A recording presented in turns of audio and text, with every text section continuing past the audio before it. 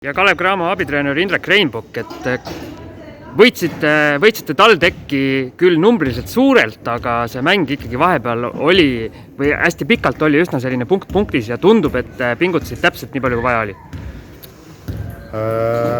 Noh, eks selline tunne jäi ka endale siit mingi pealt vaadates, et me ei olnud tasemel selles osas, et me küll viskasime täna väga hästi, üllatavalt hea protsendiga, aga samas me tegime 17 pallikaotust ja paljuski pooled nendest pallikaotustest olid tegelikult nii-öelda sundimatu pallikaotused või lohakad pallikaotused.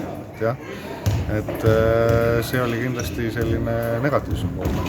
Ja vastastel Toomas Raadik, kes kogu hooaja on tegelikult alla oma võimete mänginud erinevatel põhjustel, pani teie vastu 22, kui ma õigesti mäletan, ja esimese poole järel ma nägin, teil oli treeneri taflil oli tema nimi kirjas, aga teisel poolel ta viskas samamoodi edasi. Kuidas nii? Jah, me andsime selle sõnumi mängijatele edasi, et tegelikult kui mõni mängija nagu tegelikult mängu jooksul heasse hoogu satub, siis talle peab ekstra tähelepanu panema. Seekord tundub, et sõnum ei jõudnud kohale, jah. Teil on rotatsioon nii-öelda väiksemaks jäänud, et kas Sten Sokul on nüüd 100% teada, et ta hooaja on lõpetanud?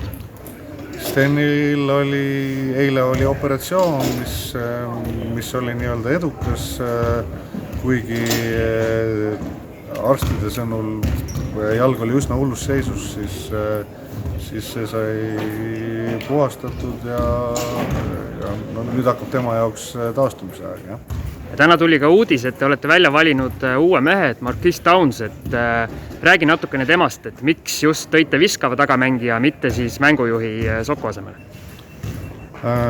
No meil on olnud, miks me tema tõime, meil oli erinevaid valikuid ja me otsustasime mitte minna puhta pointkaardi teed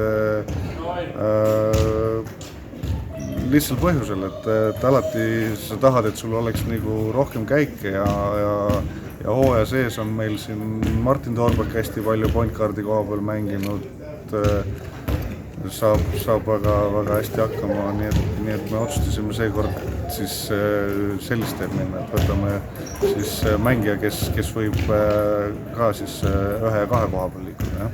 Ja iseloomusta seda Townsi palun natukene?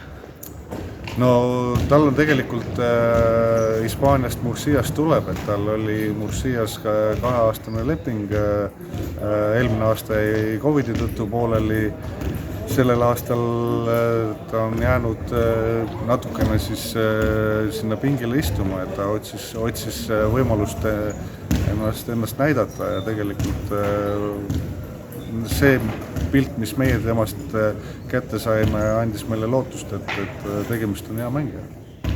Mis seisus on Maurice Kemp, et ta nüüd siin vaheldumisi mängib ja mängi ja nii-öelda on ta nagu raskelt vigastatud või tulevates mängudes rivis?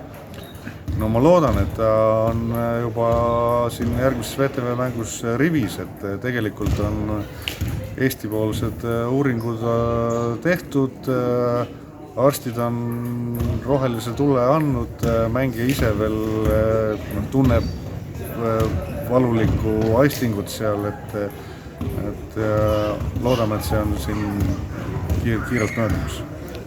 Oli temal mingi õle küsimus, jah? Jah, see sama õlg, mis tal oli, see sai Pärnuga mängus uue löögi, aga siis natukene teise nurga alt. Midagi tõsist ei ole, jah. Ja siis Gregor Hermet ka, et ühes mängus oli see vist Pärnu vastu, mängis vaid 3 minutit, siis läks nii-öelda pingi taha ära, siis täna samamoodi, et tuli vahetusest välja, läks pingi taha ära, et kas Hermetit vaevab ka mingi trauma? No Gregori me pärast seda, kui ta COVID läbi põdes, et me oleme tema tervist siin kogu aeg jälginud, et kui ta tunneb ennast kehvasti, siis me tegelikult vahetame ta välja, et ta on ikkagi veel selles faasis, et me ei taha teda nii-öelda üle piiri lükata, jah.